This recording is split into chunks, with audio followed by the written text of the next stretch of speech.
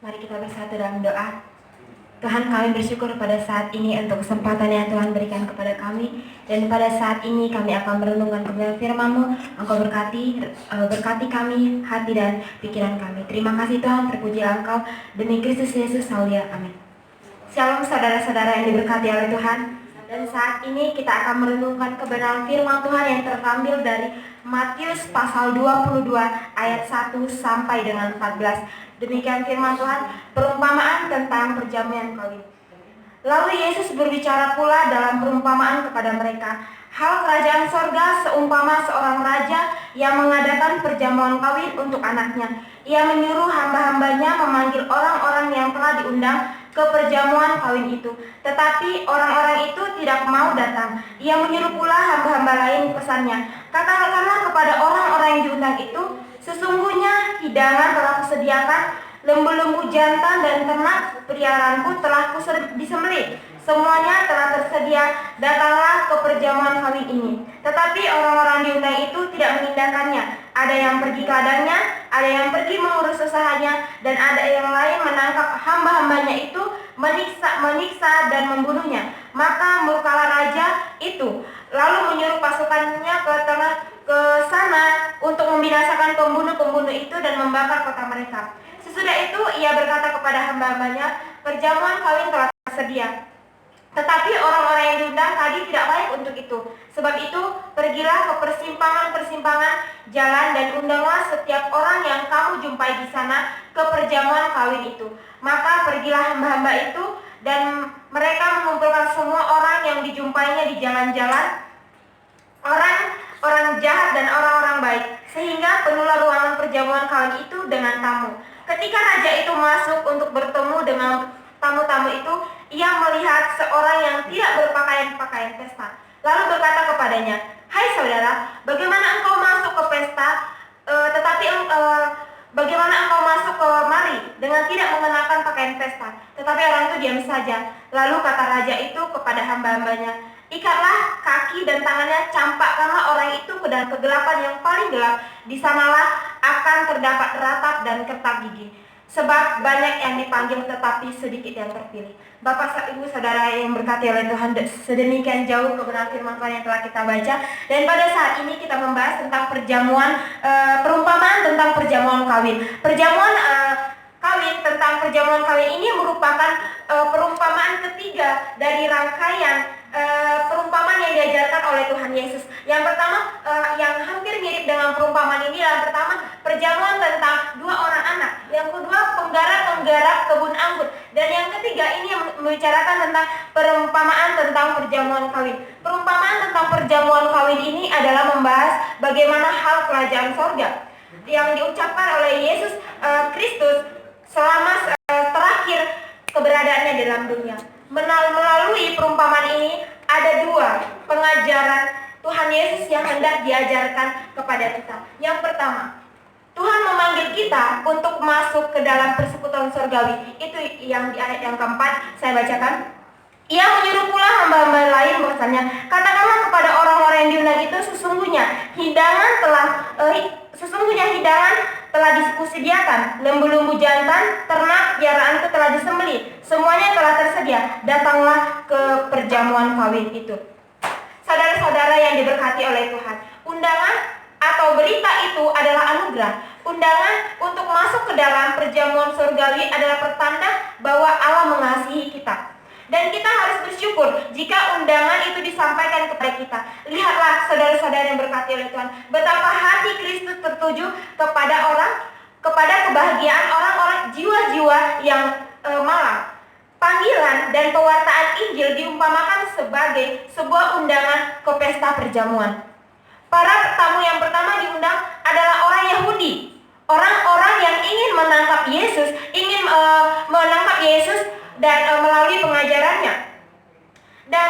Dan undangan itu disampaikan kepada orang-orang yang bisa mendengar kabar Injil. Saudara-saudara yang diberkati oleh Tuhan, perumpamaan tentang perjamuan kawin ini diajarkan oleh Tuhan Yesus Kristus untuk menegaskan kepada kita, manusia yang berdosa, bahwa berkat Allah itu sangat ajaib, tidak terpikir oleh manusia yang berdosa tidak terdapat dipahami bahwa perumpamaan tentang perjamuan kawin ini diajarkan kepada kita bahwa Tuhan memanggil kita untuk masuk ke dalam perjamuan surgawi itu. Kita bisa melihat bahwa berkat Tuhan itu sungguh melimpah atas kita. Berkat itu Tuhan itu sungguh ajaib dalam kehidupan kita. Dan yang poin yang kedua, saudara-saudara yang diberkati oleh Tuhan, menghargai panggilan Tuhan.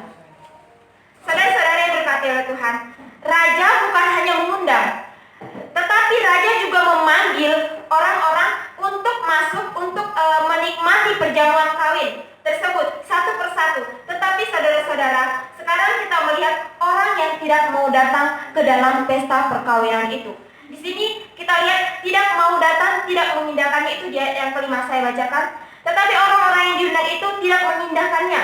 Ada yang pergi ke ladangnya, ada yang pergi mengurus usahanya. Bapak Ibu Saudara yang berkati Tuhan, sebenarnya tidaklah kita menyangka bahwa masuk datang ke dalam perjamuan kawin itu mereka akan minum, mereka akan makan, mereka akan beria-ria. Tetapi mengapa mereka berdalih? Mengapa mereka memiliki alasan? Saya tidak bisa datang ke perjamuan kawin itu karena saya ada yang mengurus ladangnya, ada yang mengurus usahanya. Mengapa mereka berdalih? Coba kita lihat dalam pribadi kita, pribadi lepas pribadi. Perumpamaan yang diajarkan oleh Tuhan Yesus ini, kita lihat diri kita. Kita masing-masing sudah berapa lama kita mendengar undangan Tuhan yang memanggil kita dengan perantaran perkabaran Injilnya. Seperti firman Tuhan berkata di Yohanes 6 ayat 35. Kata Yesus kepada mereka, "Akulah roti hidup. Barang siapa datang kepadaku tidak akan lapar lagi, dan barang siapa percaya kepadaku tidak akan haus lagi." Firman Tuhan ini dengan jelas dikatakan kepada kita bahwa siapa yang datang kepadaku tidak akan haus dan tidak akan lapar lagi. Tetapi kita sebagai orang percaya kadang lupa.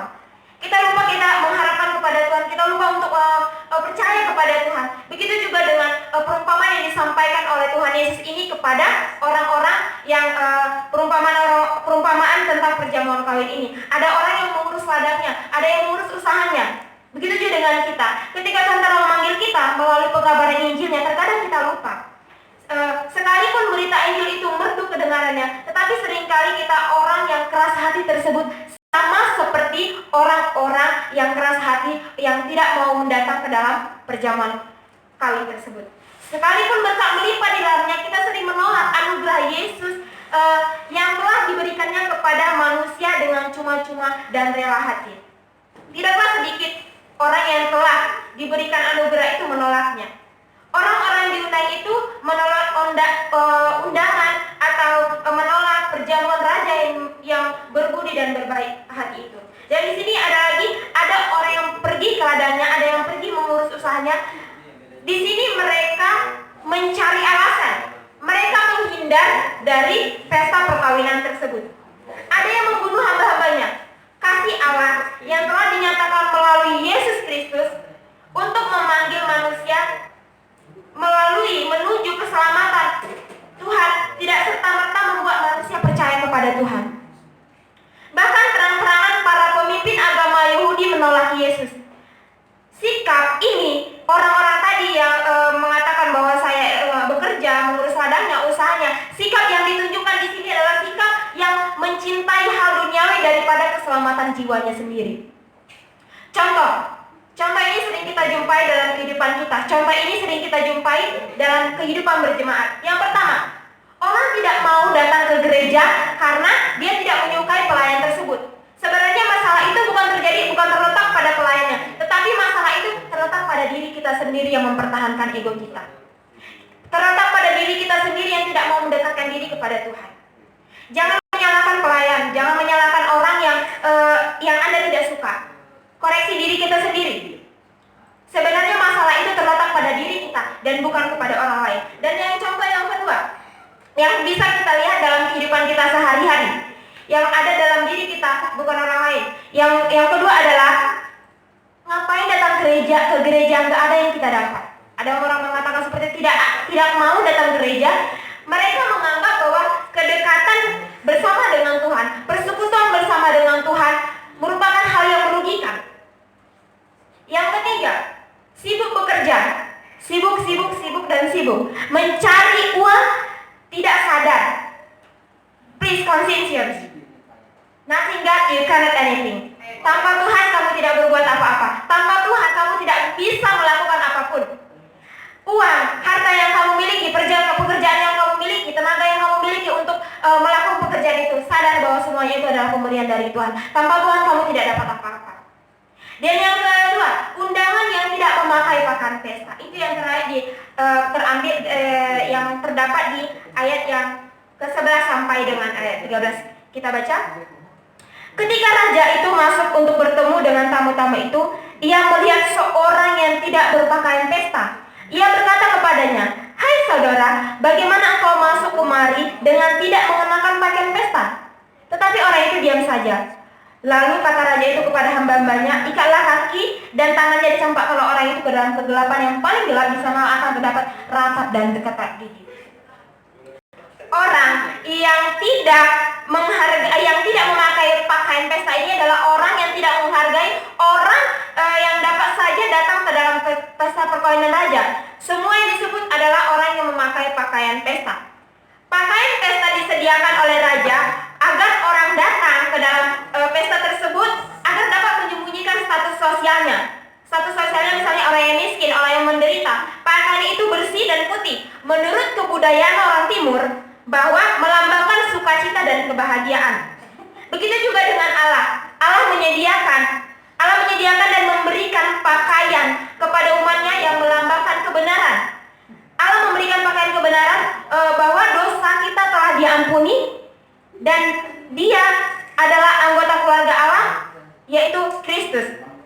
Seperti ada perumpamaan yaitu anak yang hilang, di mana dia datang kepada bapaknya dan dia mengakui segala dosanya, dan pada saat itu bapaknya mengenakan dia jubah yang terbaik bagi anaknya. Tandanya bahwa dosa anaknya telah diampuni oleh bapaknya. Itu yang terdapat di Lukas pasal 15 ayat 22. Demikian juga Allah menginginkan kita datang ke pesta anaknya dan mengadakan pakaian putih yang melambangkan pertobatan, pengampunan, dan kebenaran. Saudara-saudara yang diberkati oleh Tuhan, banyak yang mengira bahwa dibaptis telah menjadi anggota gereja, telah diselamatkan, tidak perlu melangkah lebih jauh lagi untuk mendapatkan kesucian dan hidup dalam kekudusan.